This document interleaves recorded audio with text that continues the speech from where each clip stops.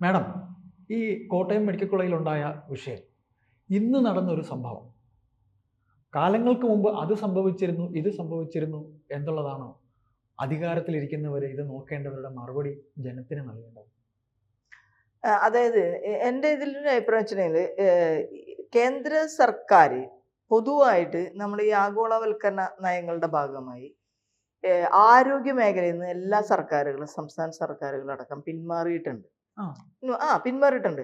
നമ്മൾ നേരത്തെ നമുക്ക് ഒ പി ടിക്കറ്റ് ചാർജ് ഒന്നും ഉണ്ടായിരുന്നില്ലല്ലോ. സർക്കാർ ആശുപത്രികളിലൊന്നും ഫീസ് കൊടുത്തിട്ടല്ലല്ലോ നമ്മൾ കാര്യങ്ങൾ ചെയ്തത്. രാജാക്കന്മാരുടെ കാലം മുതൽ നമ്മൾ ഫ്രീ ആയിട്ടുള്ള ചികിത്സയായിരുന്നു. പക്ഷെ ഇപ്പോൾ അത് നമ്മൾ കാശ് കൊടുക്കുന്നുണ്ട്. ആ കൊടുക്കുന്ന കാശ് കൊണ്ടാണ് എല്ലാ ആശുപത്രികളുടെയും വികസന പ്രവർത്തനം നടത്തുന്നത്. മാത്രമല്ല, ഈ സർക്കാരിന്റെ നേരിട്ടുള്ള നിരീക്ഷണത്തിലല്ല, എല്ലാ ആശുപത്രികളും തദ്ദേശ സ്വയംഭരണ സ്ഥാപനങ്ങളുടെ കീഴിലാണ്. തീർച്ചയായിട്ടും ജില്ലാ പഞ്ചായത്ത്, പിന്നെ മെഡിക്കൽ കോളേജ് വെച്ച് ജില്ലാ പഞ്ചായത്ത്, മുനിസിപ്പാലിറ്റികൾ, കോർപ്പറേഷനുകൾ, പഞ്ചായത്തുകൾ, ഇങ്ങനെ താഴേക്ക് ആശുപത്രികളും വിദ്യാഭ്യാസ സ്ഥാപനങ്ങളും മാറിയിരിക്കുകയാണ്. അപ്പോ ആശുപത്രി വികസന സമിതി എന്ന് പറഞ്ഞ് എല്ലാ ഭരിക്കുന്ന ഇപ്പൊ കോർപ്പറേഷനിൽ ഭരിക്കുന്ന പാർട്ടികളുടെ മുഴുവനും അംഗങ്ങളെ ഉൾപ്പെടുത്തി ഒരു ആശുപത്രി വികസന സമിതി ഉണ്ട്. ആ ആശുപത്രി വികസന സമിതിയാണ് ഇതിന്റെ വികസന പ്രവർത്തനങ്ങളെ കുറിച്ചുള്ള പ്രവർത്തനങ്ങൾ നടത്തുന്നത്. ഇതാണ് ഇതിന്റെ ഒരു പ്രശ്നം. രണ്ടാമത്തെ കാരണം എന്താ വെച്ചാൽ, ആരോഗ്യ മേഖലയിൽ സംസ്ഥാന സർക്കാരായാലും കേന്ദ്ര സർക്കാരായാലും അതിന്റെ വികസന പ്രവർത്തനത്തിന് വേണ്ടിയിട്ട് ഇത്ര ഫണ്ട് എന്ന നിലയിൽ നീക്കി വെക്കപ്പെടുന്നില്ല എന്ന് പറയുന്നത്. പക്ഷെ മെഡിക്കൽ കോളേജുകൾ നേരിട്ട് സർക്കാരിന്റെ നിയന്ത്രണത്തിലുമാണ്. അപ്പൊ മെഡിക്കൽ കോളേജിലെ സംബന്ധിച്ച് ഇന്നുള്ള ഒരു വിഷയമല്ല എന്നത് നമ്മൾ സമ്മതിക്കുന്നു. കാരണം 2013 വീണ ജോർജിന്റെ പത്രസമ്മേളനത്തിൽ മന്ത്രി പറയണത് 2013 ഈ കെട്ടിടം ബലക്ഷയം വന്നതാണ്, ഇവിടെ ആർക്കെയും അടുപ്പിക്കാൻ പാടില്ല എന്നും ഇത് റീകൺസ്ട്രക്ട് ചെയ്യണമെന്നും ഒരു റിപ്പോർട്ട് ഉണ്ടായിരുന്നു. ആ റിപ്പോർട്ടുമേ ഒന്നും ചെയ്തില്ല എന്ന് പറഞ്ഞിട്ട് അവർ പറഞ്ഞു 2016 അതുമേ ആക്ട് ചെയ്യാൻ തുടങ്ങിയെന്ന് പറഞ്ഞു. ഇവിടുത്തെ വിഷയം അതല്ല. വിഷയം അങ്ങനെയുള്ളൊരു കെട്ടിടത്തിൽ ഇത്രയധികം രോഗികളെയും ബൈസ്റ്റാൻഡേഴ്സിനെയും എന്തിനു വെച്ചു?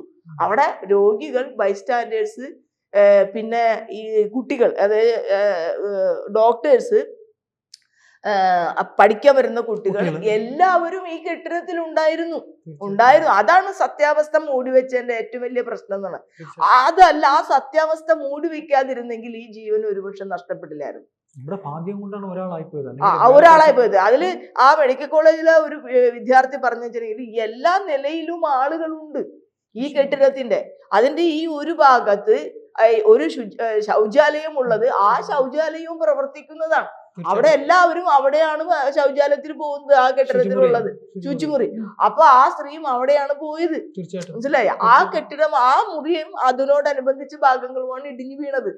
ഇത് തൊട്ടിച്ചിരും കൂടി മാറിയിട്ടായിരുന്നുവെങ്കിൽ, മാറിയിട്ട് സംഭവിക്കും. കാരണം ആ കെട്ടിടം തന്നെ ബലക്ഷയമുള്ളതാണെന്ന് റിപ്പോർട്ടുണ്ട്. അതിനവര് പുതിയ കെട്ടിടം പണിയുന്നുണ്ടാവാം. പക്ഷെ അപ്പൊ എന്ത് ചെയ്യണം? ഇവിടെ ആളുകൾ അഡ്മിറ്റ് ചെയ്യാതിരിക്കണ്ടേ? പക്ഷെ കോട്ടയം മെഡിക്കൽ കോളേജിന്റെ അവസ്ഥ നമുക്കറിയാം.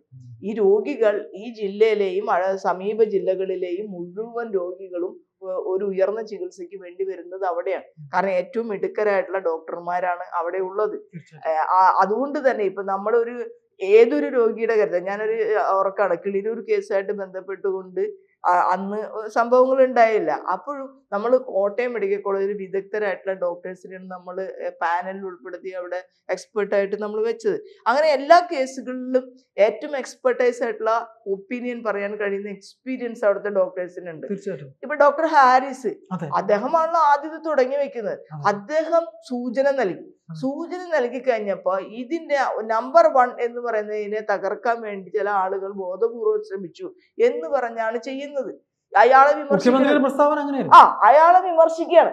നമ്മൾ ഒരു വിമർശനം വരുമ്പോ അതിൽ ശരിയുണ്ടോന്ന് ഒന്ന് അന്വേഷിച്ചിട്ട് വേണം നമ്മൾ അതിന് ആ വിമർശനത്തിന് തിരിച്ചു മറുപടി പറയാം. അതിന് പകരം ഇത്രയും സിൻസിയർ ആയിട്ടുള്ള, അതായത് അയാളെ സംബന്ധിച്ച് ന്യൂറോളജിയിൽ ആൾ അവിടുത്തെ ഹെഡാണ്, ന്യൂറോ വിഭാഗത്തിന് ന്യൂറോ സർജന്റെ ഹെഡാണ്. അവിടെ എൻ്റെ ഒരു സുഹൃത്തുണ്ട്, ഡോക്ടർ ബാലകൃഷ്ണൻ, അദ്ദേഹം അതുപോലെ അവിടെ ഇരുന്നിരുന്ന ഒരാളാണ്.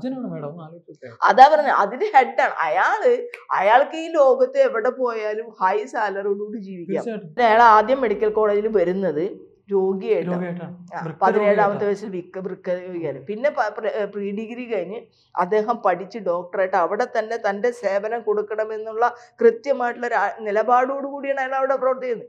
അയാൾ ഒരു CPM ഇടതുപക്ഷ അനുഭാവിയും കൂടിയാണ്. കാരണം അയാൾക്ക് സഹിക്കാൻ പറ്റാത്ത സാഹചര്യം നമുക്കറിയാം. ഈ എത്ര ഇപ്പൊ ഒരു ന്യൂറോളജി ഡിപ്പാർട്ട്മെന്റിൽ തന്നെ ഉണ്ടല്ലോ, കോട്ടയം മെഡിക്കൽ കോളേജിൽ ഏത് ശസ്ത്രക്രിയക്കും നൂറുകണക്കിന് ആളുകൾ ക്യൂ നിൽക്കുകയാണ്. മനസ്സിലായ? അത് അത്രയും നല്ല ഒരു പേര് വരാനായിട്ട് കാത്തു കിടക്കുന്ന എത്രയോ ആളുകളുണ്ട്. ഡേറ്റ് കിട്ടാൻ വേണ്ടി കാത്തു കിടക്കുന്ന ഹൃദ്രോഗികളുണ്ട്, വൃക്കരോഗികളുണ്ട്, പലതരത്തിലുള്ള അസുഖങ്ങളുള്ള ആളുകളുണ്ട്. ഈ വാർഡില് എന്തിനായിരുന്നു ഈ ബിന്ദു എന്ന് പറഞ്ഞ സ്ത്രീ ബൈസ്റ്റാൻഡർ ആയിട്ട് വന്നത്? അവരുടെ മകള് അവിടെ ശസ്ത്രക്രിയ നടത്തി ആ ബ്ലോക്കില് അവിടുത്തെ വാർഡില് കിടക്കാണ്. ശസ്ത്രക്രിയ നടത്തി അടുത്തൊരു ശസ്ത്രക്രിയയും കൂടിയും ചെയ്യണം എന്നുള്ള നിലയിൽ കിടക്കണം. അപ്പൊ ശസ്ത്രക്രിയ, അപ്പൊ ആ ഡോക്ടർ പറയുന്നത് പോസ്റ്റ് ഓപ്പറേറ്റീവ് രോഗികളെ അഡ്മിറ്റ് ചെയ്യുന്ന സ്ഥലമാണത്. ഇതറിയാത്ത ആളാണോ സൂപ്രണ്ട്? ആ സൂപ്രണ്ട് ആണ് മന്ത്രിമാർക്ക് ഇത് ബ്രീഫ് ചെയ്ത് കൊടുക്കുന്നത്. മന്ത്രിമാരെ പരിപൂർണ്ണമായിട്ട് നമുക്ക് അവരുടെ കാര്യം ന്യായീകരിക്കാൻ പറഞ്ഞു എന്ന് വേണമെങ്കിൽ നമുക്ക് പറയാം, പറഞ്ഞ രീതി ശരിയല്ല എന്ന് പറയാം. പക്ഷെ ഒരു മന്ത്രിക്ക് അവിടെ അറിയില്ല. ആ മന്ത്രി ചെയ്ത തെറ്റെന്താ? അവിടെ പോയി അവിടെ രോഗികളുണ്ടോ എന്ന് അവർ പരിശോധിക്കണമായിരുന്നു, ആ രോഗികളോട് ചോദിക്കണമായിരുന്നു. അത് അവർ ചെയ്തില്ല. 2, സൂപ്രണ്ട് പറയുന്നത് മാത്രം കേട്ടു. അപ്പൊ സൂപ്രണ്ട് പറഞ്ഞു കൊടുത്തത് ഏറ്റു പറയാണ് അവര് ചെയ്തത്. മനസ്സിലായി? ഇനി ഇങ്ങനൊരു സ്ഥലം, ഇങ്ങനൊരു സംഭവം ഉണ്ടായാൽ മന്ത്രിമാരുടെ ചുമതല ആള് പറഞ്ഞു അവിടെ ആരും ഉണ്ടാവാൻ സാധ്യതയില്ല, എന്നാലും ആരുമില്ല എന്ന് ഉറപ്പാക്കേണ്ട ചുമതല ആരുടെ? സൂപ്രണ്ടിന്റെ. ഈ സൂപ്രണ്ട് അവിടെ ഒന്നും സംഭവിച്ചിട്ടില്ല, അവിടെ ആരും ഇല്ല എന്ന് അയാള് നിരന്തരമായി പറഞ്ഞുകൊണ്ടിരുന്നു. ചാണ്ടി ഉമ്മൻ വന്ന് അവിടെ പ്രശ്നം ഉണ്ടാക്കിയതിന് ശേഷമാണ് യഥാർത്ഥത്തിൽ ഇവര് എനങ്ങാൻ പോലും തുടങ്ങിയത്. എങ്ങനെയാണ് JCB ഇപ്പൊ വന്നത്? അപ്പൊ ചെയ്യേണ്ടതല്ലേ ഈ കാര്യങ്ങൾ? അത് മാത്രമല്ല ഫയർഫോഴ്സും എല്ലാം അവിടെ വന്ന് നിൽക്കുകയാണ്, ഒരു ഓർഡറിന് വേണ്ടി വെയിറ്റ് ചെയ്യാണ്. കാരണം മന്ത്രിമാരും സൂപ്രണ്ട് അവിടെ ആരും ഇല്ല എന്നുള്ള മുൻവിധിയിലേക്ക് എത്തുകയാണ്. അതാണ് ഇതിന്റെ ഏറ്റവും വലിയ തെറ്റ് എന്ന് പറയുന്നത്. അപ്പൊ സൂപ്രണ്ടിനെതിരെ യഥാർത്ഥത്തിൽ എന്താ ചെയ്യണ്ടേ? കേസ് എടുക്കണം. യഥാർത്ഥത്തിൽ ഇതൊരു കൊലക്കുറ്റാണ്. കാരണം കുറച്ചു നേരത്തെ 2 മണിക്കൂർ മുന്നേ ചെയ്തിരുന്നെങ്കിൽ ആ ജീവൻ രക്ഷിക്കാമായിരുന്നു. എല്ലാ ജീവനും വലിയ വിലയാണ്, മനസ്സിലായില്ലേ? അതുകൊണ്ട് തന്നെ നമ്മളുടെ ഈ ദുരന്ത നിവാരണ അതോറിറ്റിയുടെ ഭാഗത്തു നിന്നും ഇതിൽ വലിയ വീഴ്ചയാണ് വന്നിരിക്കുന്നത്. അവരുടെ 2 മണിക്കൂർ എന്ന് പറഞ്ഞു കഴിഞ്ഞാൽ എത്ര അധികം സമയമായി?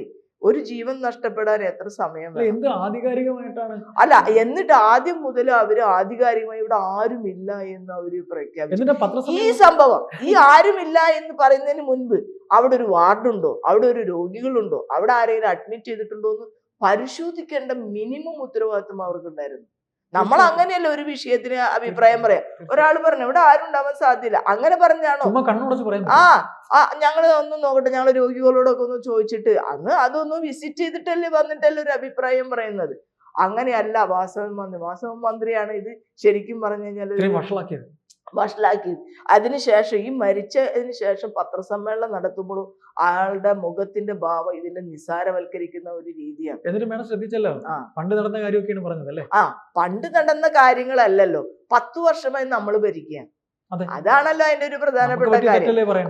അപ്പൊ നമ്മൾക്ക് ഇത് നമ്മളുടെ ശ്രദ്ധയിൽപ്പെട്ടിരുന്നു, ഇത് വേണ്ടത്ര ചെയ്യേണ്ടതായിരുന്നു, പുതിയ കാര്യങ്ങൾ ഞങ്ങൾ ചെയ്തുകൊണ്ടിരിക്കുകയാണ് എന്നെങ്കിലും അയാൾക്ക് പറയാമായിരുന്നു.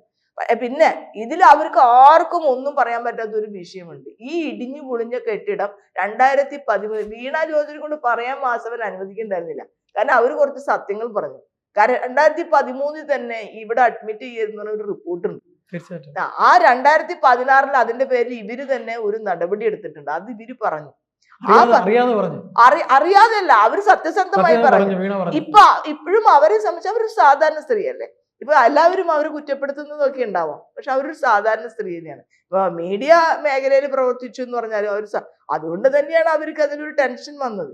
കാരണം ഞാൻ ഇച്ചിരി കൂടി നേരത്തെ ചെയ്തിരുന്നെങ്കിൽ ഒരു കുറ്റബോധം ഉണ്ടാവുകയും രക്തസമ്മർദ്ദം ഉണ്ടാവുകയും ഒക്കെ ചെയ്തത് അതുകൊണ്ടാണ്. പക്ഷെ ഇപ്പുറത്ത് അങ്ങനെയല്ലല്ലോ. വാസവ മിനിസ്റ്ററെ സംബന്ധിച്ച് ഇത് അയാളുടെ ഈ മണ്ഡലത്തിലെല്ലാം പെർഫെക്റ്റ് ആണ് എന്ന് വരുത്തി തീർക്കാനായിട്ടുള്ള ഒരു ശ്രമമാണ് അയാളുടെ ഭാഗത്തുനിന്നുണ്ടായത്. ആളുടെ മുഖഭാവവും അതുപോലെ എല്ലാം. വാസവൻ എന്ന് പറയുന്നത് മുഖ്യമന്ത്രി പിണറായി വിജയനെ തോള് കൊടുത്ത് കയറ്റിവിട്ട ആളും കൂടെയാണല്ലോ. അല്ല, അതൊന്നും നമുക്ക് രാഷ്ട്രീയത്തിൽ പറയണ്ട. അറിയാൻ കഴിയുന്ന കാര്യങ്ങളല്ല. അല്ല, അടുത്ത ആളല്ലേ? മുഖ്യമന്ത്രിയുടെ അടുത്ത ആൾ തന്നെയാണ്. മുഖ്യമന്ത്രി തോള് കൊടുത്തു എന്നൊന്നും അല്ല, എനിക്കറിയില്ല. പക്ഷെ മുഖ്യമന്ത്രിയെ ഈ പദവിയിൽ എത്തിക്കാൻ പരിശ്രമിച്ച ആളാണ്. ഉദ്ദിഷ്ട കാര്യത്തിന് ഉപകാര സ്മരണയാണ് ഈ മന്ത്രി പദം. ആ മേഡം, അങ്ങനെയാണ് പറയപ്പെടുന്നത്. എന്തായാലും നമുക്ക് സംസാരം എന്തായാലും ആ ജില്ലയിൽ നിന്ന് ഒരു മന്ത്രി വേണമായിരുന്നു. അത് വാസവന് കിട്ടി അല്ലെ? എല്ലാ ജില്ലകളിൽ നിന്നും ഒരു മന്ത്രി കൊടുക്കുമല്ലോ, അത് വാസവന് കിട്ടി. വാസവൻ അതിന്റെ ആ ഉത്തരവാദിത്വത്തോടുകൂടി പെരുമാറിയില്ല എന്നുള്ള കാര്യത്തിൽ നമ്മളെല്ലാവരും കേരളം കണ്ടതാണ്. ഈ വിഷയത്തിൽ മാത്രമല്ല, പല വിഷയങ്ങളിലും ഒരു കമ്മ്യൂണിസ്റ്റുകാരന്റെ രീതിയും ഉത്തരവാദിത്തപ്പെട്ട രീതിയും പലപ്പോഴും അദ്ദേഹം കാണിക്കാറില്ല. അതാണ് അദ്ദേഹത്തിന്റെ ഒരു കുഴപ്പം എന്ന് പറയുന്നത്. ഇപ്പോ ഈ ചില ആളുകൾക്ക് അവര് വന്ന വഴികൾ എന്ന് പറഞ്ഞു കഴിഞ്ഞാൽ അവരെപ്പോഴും ഉയർന്ന വിഭാഗത്തിൽപ്പെട്ട ആളുകളെ സൂചിപ്പിക്കുന്ന പരിപാടിയാണ് ഈ ചെയ്യുന്നത്. ഈ സ്ത്രീ ഒരു പാവപ്പെട്ട സ്ത്രീയാണല്ലോ. തീർച്ചയായിട്ടും ആ ഒരു കാഴ്ചപ്പാട് മന്ത്രി വാസവന്റെ മുഖത്ത് നന്നായിട്ടുണ്ടായിരുന്നു. അതിലാണ് എന്റെ പകുതി പൂശിയ വീടെന്ന് പറയുന്നത്. പകുതി പൂശിയ അല്ല, ആ സ്ത്രീയുടെ വരുമാനം മാത്രമായിരുന്നു. ഇപ്പോഴും സർക്കാർ എന്തെങ്കിലും തരത്തിലുള്ള കോമ്പൻസേഷനോ അതുപോലുള്ള കാര്യങ്ങളോ പ്രഖ്യാപിച്ചതായിട്ട് എനിക്കറിയില്ല. പ്രഖ്യാപിച്ചില്ല. സുഖമായ അത് മാത്രമല്ല, പോസ്റ്റ്മോർട്ടം വൈകിയില്ലേ? പോസ്റ്റ്മോർട്ടം വൈകിക്കൊണ്ടിരിക്കില്ലേ? ഇനി പോസ്റ്റ്മോർട്ടം റിപ്പോർട്ടിൽ എന്തൊക്കെയായിരിക്കും എന്ന് ആർക്കറിയാം. ഇവർക്ക് വല്ല ഹാർട്ട് അറ്റാക്ക് വന്നതാന്നായിരിക്കും ചിലപ്പോ റിപ്പോർട്ട്. മറിഞ്ഞു വീണ് ചിലപ്പോ ആ ഭാഗ്യത്തിനെ ഫസ്റ്റ് ഒരു നോക്കിയിരുന്നെങ്കിൽ ചിലപ്പോ പാവ ഒരു കൈ വിരൽ അടങ്ങിയതൊക്കെ കണ്ടാലും പോലും രക്ഷപ്പെടും. അല്ല, അത് ചെയ്യാൻ വരുന്നത് ചിലപ്പോ തലയിൽ വീണതായിരിക്കും. അങ്ങനെ ഇപ്പൊ പോസ്റ്റ്മോർട്ടം റിപ്പോർട്ട് വന്നാലും നമുക്ക് അതിന്റെ കാര്യങ്ങൾ അറിയാൻ പറ്റുള്ളൂ. ഈ എന്തായാലും മാധ്യമങ്ങൾ അനാവശ്യമായി ഈ പ്രശ്നങ്ങൾ ഉണ്ടാക്കിയിട്ടില്ല. കേരളത്തിലെ സർക്കാർ ആശുപത്രികളിൽ സർക്കാർ നടത്തിക്കൊണ്ടിരിക്കുന്ന പ്രവർത്തനങ്ങളെ മാധ്യമങ്ങൾ അപ്രീഷിയേറ്റ് ചെയ്തിട്ടുണ്ട്. ഞാൻ അത് അപ്രീഷിയേറ്റ് ചെയ്യുന്ന ഒരാളാണ്. ഈ മെഡിക്കൽ കോളേജ്, ഈ കോട്ടയം മെഡിക്കൽ കോളേജ് കുറെ നാളുകളായിട്ട് ഇങ്ങനെ ഒരു ഡാമേജ്ഡ് ആയിട്ടുള്ള കണ്ടീഷനിലാണ്. പിന്നെ അവിടെ എത്തിപ്പെടുന്ന ആളുകളും അധികമാണ്. അതനുസരിച്ചുള്ള ഒരു ഇൻഫ്രാസ്ട്രക്ചർ ഡെവലപ്മെന്റ് അവിടെ ഇല്ല. അതൊരു സത്യമാണ്. അതേസമയം ജില്ലാ ആശുപത്രികൾ, ഇപ്പൊ എറണാകുളം ജില്ലാ ആശുപത്രി പോയിട്ടുണ്ടോ? ഏതൊരു സ്വകാര്യ ആശുപത്രി പോകുന്നതിനേക്കാൾ മെച്ചവുമാണ്, പൈസയും കുറവാണ്. നമുക്ക് നല്ല ഡോക്ടേഴ്സ്, ശുചിത്വം, എല്ലാവരോടും നല്ല പെരുമാറ്റം, ഇതൊക്കെ നമുക്കിപ്പോഴാണ്. അതിനൊക്കെ കുറെ പ്രാധാന്യം അവർ നൽകിയിട്ടുണ്ട്. LDF സർക്കാർ നൽകിയത് UDF-നേക്കാൾ മെച്ചപ്പെട്ട കാര്യങ്ങൾ തന്നെയായിരുന്നു. പക്ഷെ എന്ന് കരുതി വീഴ്ച വന്നത് വീഴ്ചയാണെന്ന് സമ്മതിക്കുമ്പോഴാണ് കുറച്ചുകൂടി മെച്ചപ്പെട്ട കാര്യങ്ങൾ നമുക്ക് ചെയ്യാൻ കഴിയണത്.